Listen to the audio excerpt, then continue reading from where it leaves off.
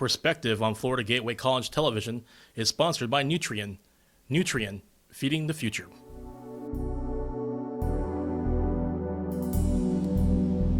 Hello everyone and welcome to Perspective. This is a public affairs presentation of Florida Gateway College. My name is Mike McKee. My guest on the program, and I didn't realize he's been the city manager for almost 2 years now. First time on the program, Joe Helfenberger, and we're going to talk about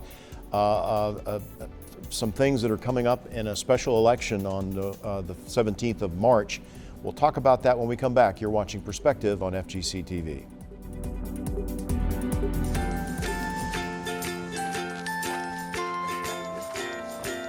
All right, crew, let's get started. Sure.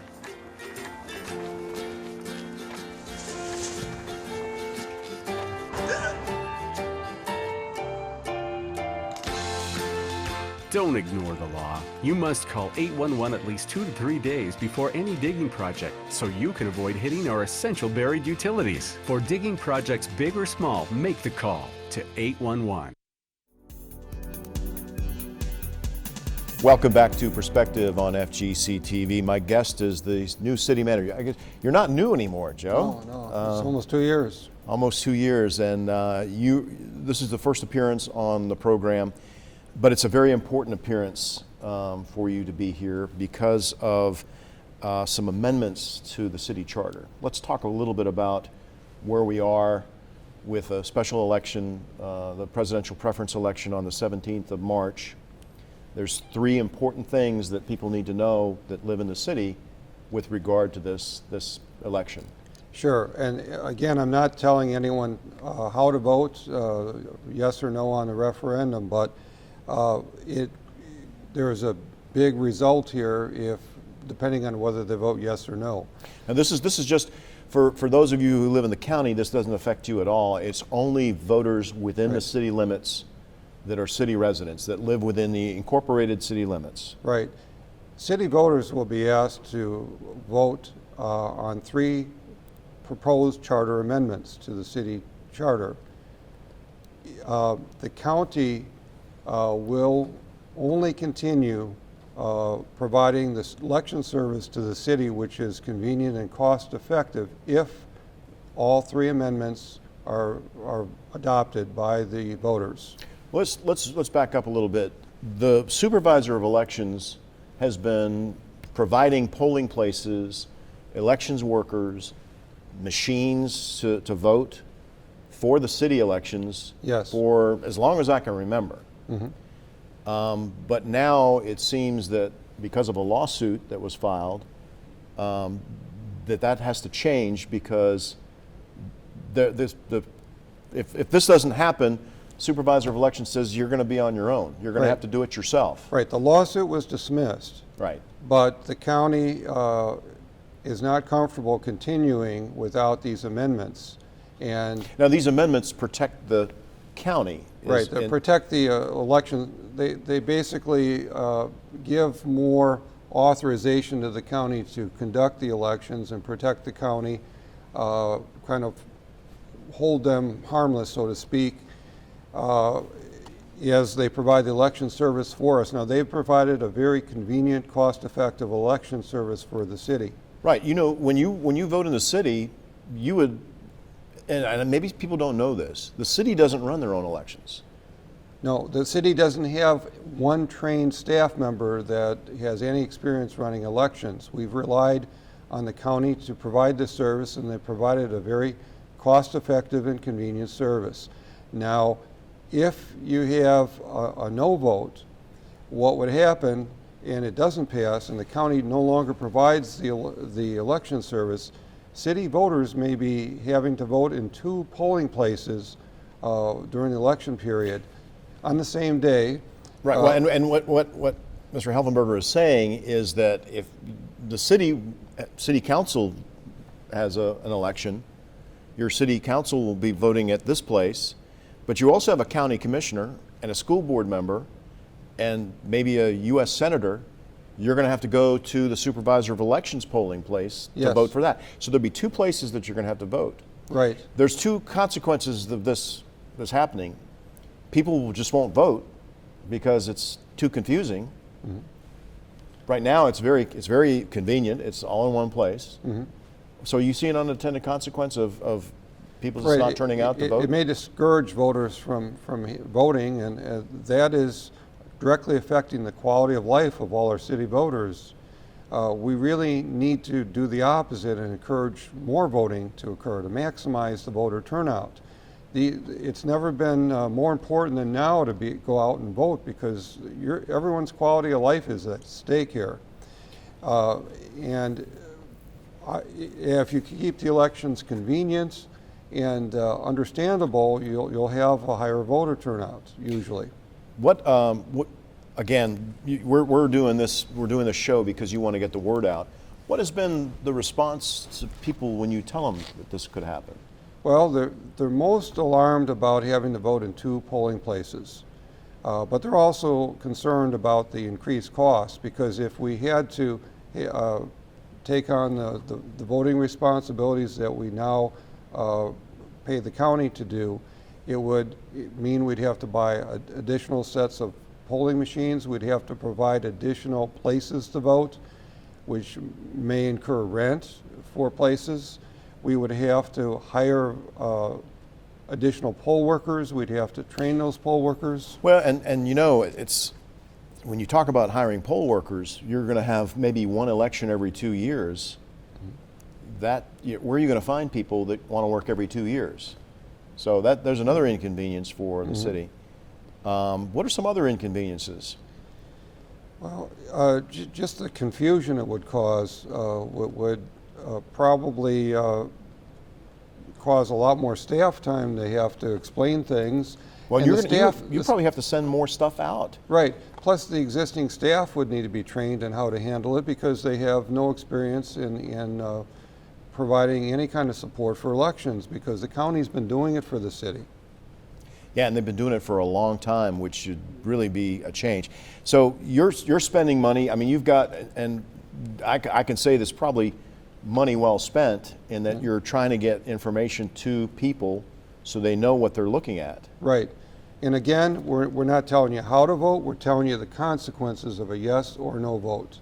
And if you want to continue to keep the elections as they are, which have been cost effective and convenient, you would need to have a yes vote on all 3 amendments to the city charter. Well, and Joe, I was looking at the section 509 is the first amendment, Right. and it reads, should the charter be amended so that a runoff city election would be held on the same day as the general election held by the state of Florida. So what the county's asking for is an amendment that puts your elections on the same day, so they wouldn't have to do a election specifically for the city. Right, right. That's so a yes vote on that would allow the same day to vote.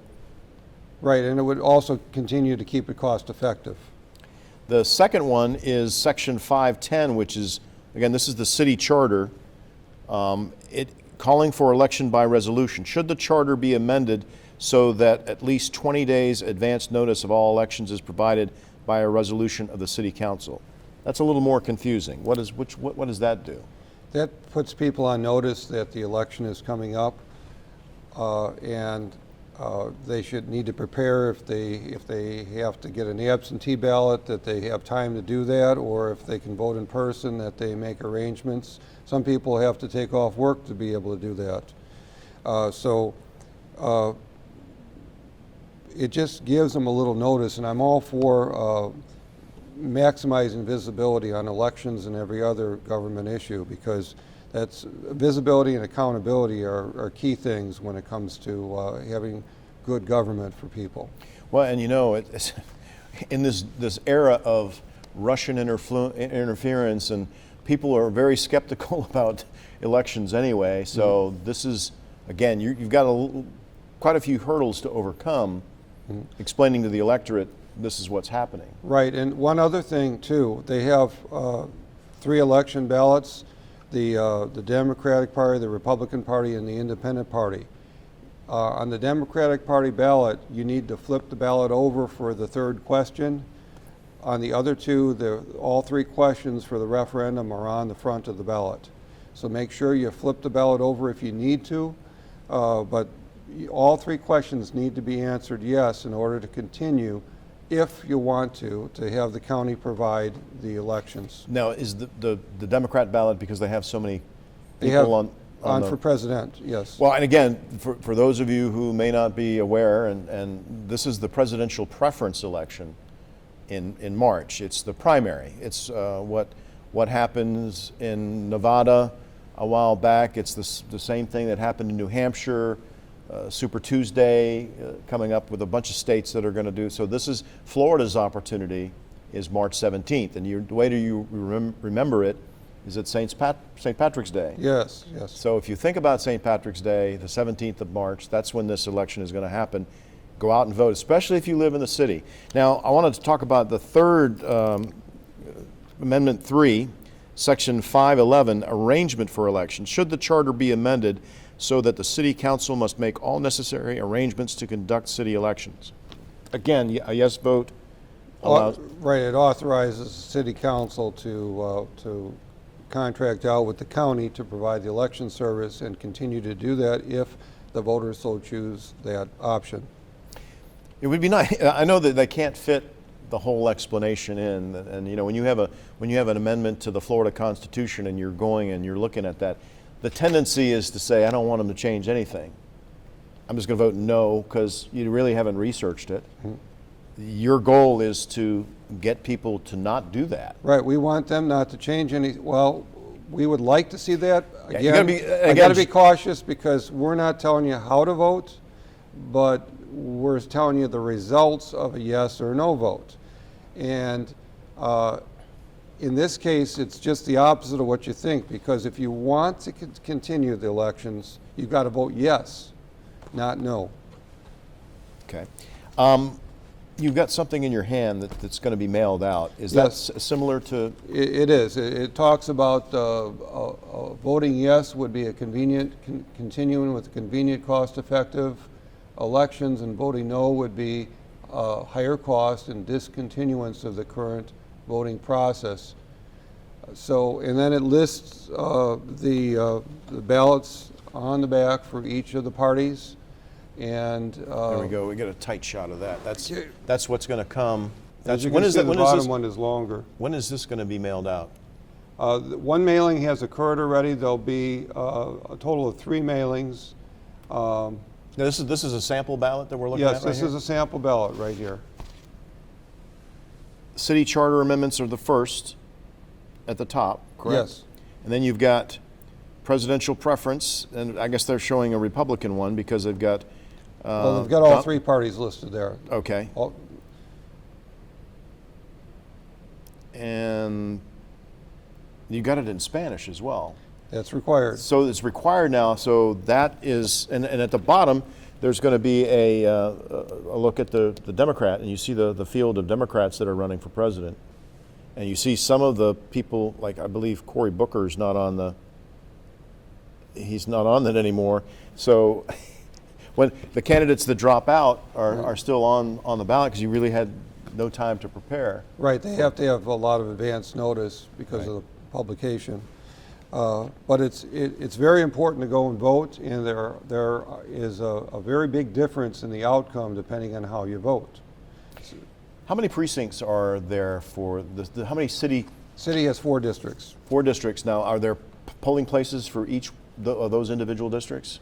Well, I know that, for example, in my district, I would go to the supervisor of elections office to vote. Oh, is there going to be early voting for this? There's been absentee ballot voting, and this year I will have to be doing that myself because of taking care of, I've got to take care of some personal things with the family, so I won't be able to be there on that day. Well, and that's another thing that you probably need to have people think about. If you're not going to be in town, I think that may be some spring break for some people is during that week. You need to make arrangements ahead of time with the supervisor of elections office. Absolutely. They're doing that when? Right now, they need to get, all they need to do is call the supervisor of elections office and they will automatically mail out the ballots to you. Is there a concerted campaign for the city to do that as well, to get the absentee, Okay. look, hey, if you you're not going to be around, we Right. need your vote. We were looking to be able to mail direct mailing to the people that have taken out absentee ballots in the past, but the problem is we're not allowed to release that list. It's protected information. So we just elected then to provide 3 direct mailings to all the registered voters of the city of Lake City. It's, you almost wish you had a PAC, a political action committee that could help Right. out and direct this so that the city's not going to have to pay a lot of extra money. Right, but we have a lot of rules we have to follow that, non-government wouldn't have to. One of them is we have to remain neutral as far as we cannot endorse anything. Are you, have you heard any pushback from anybody? Is anybody against what you're trying to do? I have not heard a single negative. The thing I'm concerned about is if people are confused, they may not vote. So we're trying to bring clarity to the issues with the 3 charter amendments that are being proposed on the ballot. Well, and again, at this point, you've got to show your ID to go and vote, and somehow, if you haven't heard about this, you're hoping that people are going to hear about this prior to the vote. Yes, I mean, I've gone to many service organizations, and we're going to have this on Facebook. We have the 3 direct mailings. We've had some radio ads, and we've got shows like this that we're trying to get the word out. But with today's society, you never know if you reach enough people. So we're just continuing to try to reach as many people as we possibly can. Well, and the thing about it, Joe, is when you're doing advertising to sell a product, if you sell a bunch of products, then the advertising is working. With what we're doing now, what the city is doing now, you don't know until Right. election day. So Right. if you have to make adjustments, it's going to be too late. Exactly. So you're hoping to hit the home run to begin with Right, this. that's why we have to hit all the sources we can that people might go to for news. Are you going to any churches? So far, we have not gone to churches. That would be another avenue we need to check into, see if they would allow at least some literature to be left there. Now, in addition to what you're doing, are any staff members? I mean, again, you've got to be, like you Okay. said, be very careful not to take a side on this. Right, at the Alusti Festival, we had a city booth that promoted the referendum of voting, and that the referendum was coming up and what the consequences of a yes or no vote were. We are also looking at doing this at the rodeo. That'll be right before the election. And so the mailing list that you have is from the Supervisor of Elections office that looks at those who are registered voters? Because Yes. if you're not and again, it may be too late. I think it's 30 days prior to the election that you can register to vote. Mm-hmm. And I think we're beyond that. Right. But have you thought about going door to door?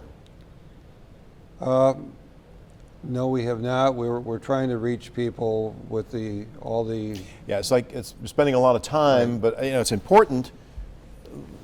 right. Yard signs. We have yard signs. Okay, so if somebody wants a yard sign, you're willing.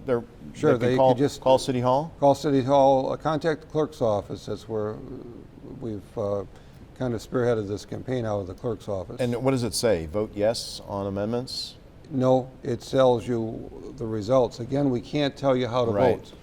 And unless you were a political action committee, and you're not. Right, we're a government that has to remain neutral on all the issues, and that's why I think it would probably be okay to do this in churches, because we're not endorsing anything. Right. You're not endorsing a candidate or any. Right, we're not even telling you how to vote, we're telling you the consequences of a vote. Joe, if folks want more information on this, obviously they're going to call City Hall. Sure, there's a number here they can contact, 386-752, 0331,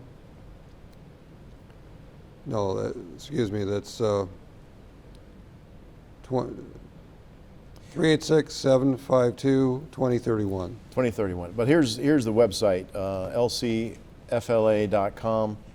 Click the link at the top of the page that says important voter information.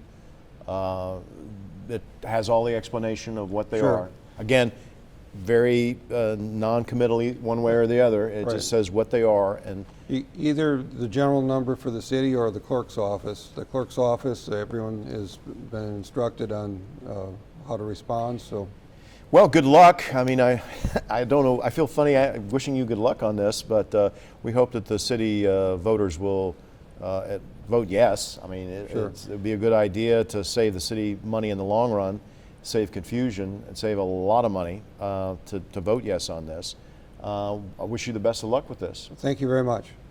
And please get out and vote. If you're a registered voter in the city of Lake City, the presidential preference primary is the 17th of St. Patrick's Day. Get out and vote. And Joe can't say it, but I can. Vote yes to save the money a lot of grief and a lot of confusion and a lot of money. Thank you for watching Perspective on FGC TV. Until next time, I'm Mike McKee. So long.